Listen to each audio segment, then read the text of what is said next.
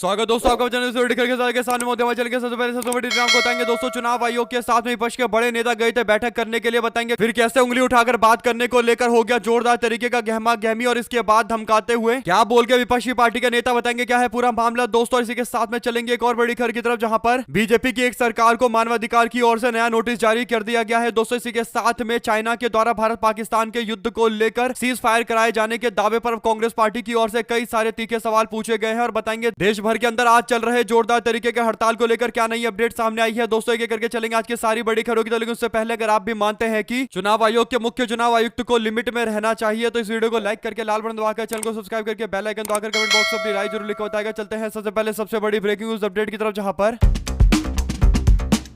तृणमूल कांग्रेस के अंदर नंबर 2 की पोजीशन रखने वाले राष्ट्रीय महासचिव अभिषेक बनर्जी अपने 10 सांसदों के साथ में मुख्य चुनाव आयुक्त ज्ञानेश कुमार से मुलाकात करने के लिए पहुंचे थे दोस्तों। ज्ञानेश कुमार से मुलाकात के दौरान 2.5 घंटे तक बातचीत चलती रही और चुनाव आयोग को लेकर कई सारे सवाल उठाए गए और ठोस सबूत भी पेश किया गया था। अभिषेक बनर्जी ने एक बड़ा दावा करते हुए कहा कि 2.5 घंटे चले इस बैठक के दौरान गहमा गहमी वाला माहौल देखने को मिला। उन्होंने कहा कि हम लोग गए थे मुलाकात करने के लिए और ईवीएम के बजाय सॉफ्टवेयर और एल्गोरिदम के जरिए वोटर लिस्ट में हेरफेर करने के वोट चोरी के आरोप लगा रहे थे और इस बीच उन्होंने कई सारे तथ्य दिए और बताया कि कैसे कैसे एसआईआर के कारण पश्चिम बंगाल के अंदर कई सारे लोगों के नाम लिस्ट से काटे जाएंगे, यानी जो लोग सही में असली में बंगाल के हैं उनके नाम भी लिस्ट से काटे जाएंगे। इसके बाद अभिषेक बनर्जी ने एक बड़ा दावा करते हुए कहा कि मुख्य चुनाव आयुक्त यानी ज्ञानेश कुमार ने उनसे उंगली उठाकर बात करने की कोशिश की, यानी अभिषेक बनर्जी की तरफ उंगली उठाकर ज्ञानेश कुमार ने डराने की कोशिश की और रौब जमाने का प्रयास किया। लेकिन अभिषेक बनर्जी ने कहा कि मैंने साफ तौर पर बोल दिया कि उंगली नीचे करके बात करो, आप लोग नॉमिनेटेड लोग हो, यानी आप लोग मनोनीत किए गए हो, आप लोगों को किसी व्यक्ति ने अपने मन के आधार पर चुनकर यहां भेजा है, यानी किसी एक व्यक्ति और 2 व्यक्ति ने मिलकर बैठकर आपको यहां पर चीफ इलेक्शन कमिश्नर के तौर पर नियुक्त किया है। हम लोगों को तो डायरेक्ट जनता की ओर से आदेश दिया गया है तब जाकर हम सांसद बने हैं, तो आप लोग नॉमिनेटेड लोग हैं यानी मनोनीत लोग हैं और हम लोग निर्वाचित लोग हैं, जनता द्वारा चुने गए लोग हैं, इसीलिए हम किसी के दास या गुलाम नहीं है। उन्होंने सीईसी को चुनौती देते हुए कहा कि यदि उनमें हिम्मत है तो वो बैठक का सीसीटीवी कैमरा जारी करे, यानी सबको पता चल जाएगा कि आखिर मीटिंग के अंदर क्या हुआ था। इलेक्शन कमीशन को अब सीसीटीवी फुटेज जारी करना चाहिए, बिना आवाज के भी जारी कर देंगे तो लोग पता कर लेंगे कि आखिर कौन किस तरीके से बिहेव कर रहा है, बर्ताव कर रहा है। और अगर इस तरीके की गहमा गहमी हुई है दोस्तों तो मामला काफी गंभीर है। अगर आप भी मानते हैं कि चुनाव आयोग को सीसीटीवी का फुटेज जारी करना चाहिए 2.5 घंटे बातचीत में क्या इसी तरीके से तनातनी बनी रही और क्या इलेक्शन कमिश्नर की ओर से इस तरीके से बदतमीजी से बात की जा रही थी, क्या वो उंगली दिखाकर बात कर रहे थे, ये भी एक नेगेटिव मामला बनता है दोस्तों चीफ इलेक्शन कमिश्नर के खिलाफ। उसको इस पूरे मामले पर जवाब देना चाहिए। आप लोग क्या कहना चाहते हैं लिखकर जरूर बताएगा। ज्यादा से ज्यादा वीडियो को शेयर कीजिएगा। चलते हैं एक और बड़ी अपडेट की तरफ जहां पर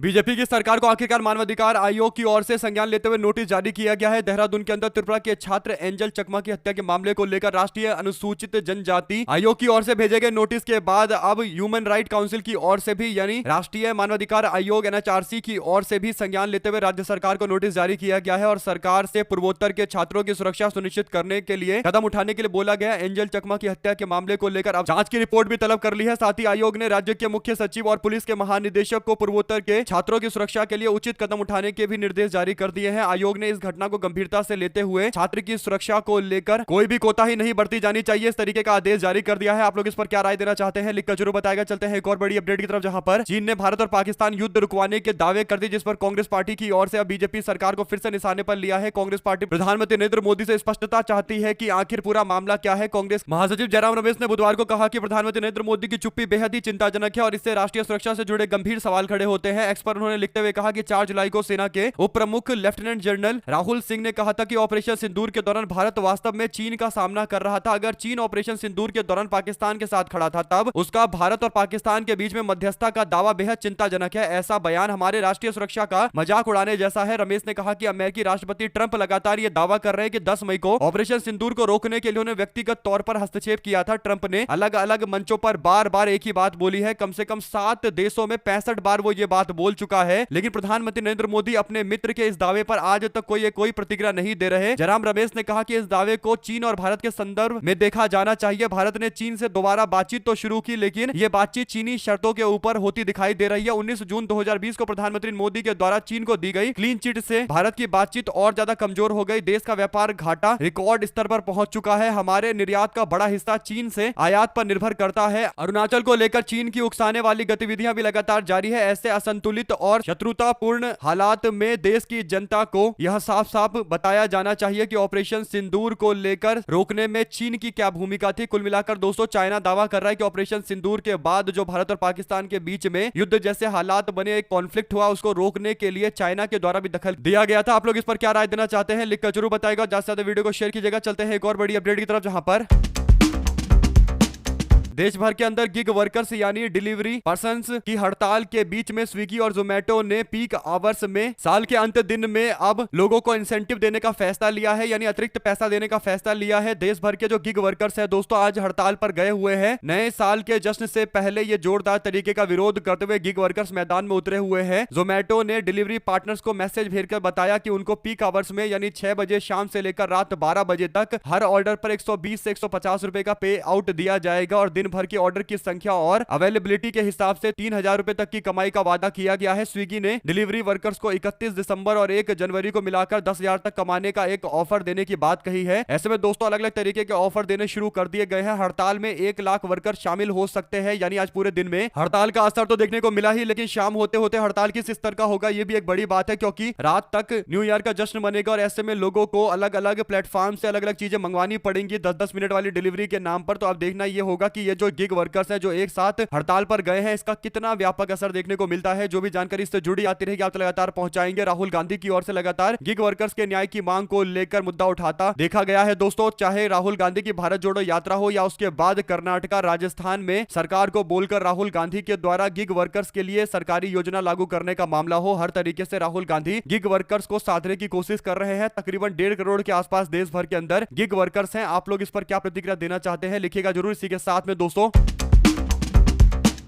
देश के सबसे बड़ी एयरलाइंस इंडिगो पर दिल्ली साउथ कमिश्नरेट ने सीजीएसटी यानी सेंट्रल जीएसटी के अतिरिक्त आयुक्त ने 458 करोड़ रुपए से ज्यादा का जुर्माना लगाया है। कंपनी ने मंगलवार को बताया कि यह जुर्माना जीएसटी से जुड़े हुए यानी सेंट्रल जीएसटी से जुड़े हुए अधिनियम 2017 की धारा 74 के तहत वित्त वर्ष 2018-19 से 2022-23 के असेसमेंट ईयर से जुड़ा हुआ है। एयरलाइंस के मुताबिक कुल जीएसटी की मांग 458 करोड़ 26 लाख 16,980 रुपए का बनता है। कंपनी ने बताया कि जीएसटी विभाग ने विदेशी सप्लाई से मिली क्षतिपूर्ण यानी कॉम्पनसेशन पर टैक्स की मांग और ब्याज और जुर्माना लगाया है। साथ ही इनपुट टैक्स क्रेडिट को भी खारिज किया गया है। कंपनी ने बाहरी टैक्स सलाहकारों की राय के आधार पर इस जुर्माने को गलत बताया है। इंडिगो का कहना है कि आदेश कानून के खिलाफ है, वह कोर्ट में इसे चुनौती देंगे। कंपनी के मुताबिक इस आदेश का उसके वित्तीय नतीजों और संचालन और अन्य गतिविधियों पर कोई असर नहीं पड़ेगा। जिस तरीके से इंडिगो ने लोगों को परेशान किया दोस्तों, और भारत के एयरलाइन सेक्टर में इंडिगो लगभग 63% के आसपास का मार्केट शेयर रखता है, तो इससे पता चलता है कि भारत के एयरलाइन सेक्टर में पूरी तरीके से इंडिगो का दबदबा है। और ऐसे में नागरिकों को परेशान करने के लिए जो इंडिगो के द्वारा योजना लागू की गई थी, जो बाद में बोला गया कि उनके पास पायलट की कमी नहीं थी, लेकिन पायलट को अरेंज करने के तरीके में कुछ ना कुछ गड़बड़ी आ गई थी। हालांकि कंपनी ही पूरी तरीके से इसमें दोषी मानी जानी चाहिए। और अब जब कंपनी के खिलाफ कार्रवाई को लेकर बीजेपी सरकार पर दबाव बना, तो भाजपा सरकार के द्वारा 2-3 नोटिस दिए गए और इंडिगो वालों को मिलने के लिए बुलाया गया। तो उसके बाद ये बात समझ में आ गई थी कि अब जनता के दबाव में बीजेपी कोई ना कोई एक्शन लेगी दोस्तों। अब जाकर 458 करोड़ के आसपास का नोटिस थमाया गया है। सवाल सबसे बड़ा यह है कि 2018 से 19 के बीच और 2022 से 23 के बीच का पूरा मामला है, यानी तकरीबन 4 साल के टैक्स असेसमेंट का पूरा मामला है। तो इस पर आप जाकर क्यों नोटिस दिया जा रहा है? ये तो पहले ही नोटिस थमाना चाहिए था। क्या टैक्स बचाने के लिए जानबूझकर ऐसे इंडिगो जैसी कंपनियों को सरकार ने हल्का रखा हुआ था, यानी उन पर कोई कार्रवाई नहीं कर रहे थे, इजी उनको आगे निकलने दे रहे थे। और 4 साल जब हो गए तब जाकर इस मामले पर टैक्स का नोटिस गया है, और वो भी तब गया है जब इंडिगो की ओर से ऐसी हरकत की गई है कि जनता को परेशान किया गया। और एक तरीके से दोस्तों भारतीय जनता पार्टी को भी इंडिगो के द्वारा जमकर इलेक्टोरल बॉन्ड दिया जाता है, यानी चुनावी चंदा दिया जाता है। तो अब जाकर हो रही कार्रवाई भी सवालों के घेरे में है। आप लोग इस पर क्या प्रतिक्रिया देना चाहते हैं लिखकर जरूर बताएगा। ज्यादा से ज्यादा वीडियो को शेयर कीजिएगा। हमारे साथ लगातार जुड़े रहने के लिए सभी दोस्तों भाइयों बहनों मित्रों का बहुत बहुत धन्यवाद। देख रहे थे आपका अपना चैनल जय हिंद जय भारत। ज्यादा से ज्यादा वीडियो को शेयर कीजिए। बहुत धन्यवाद।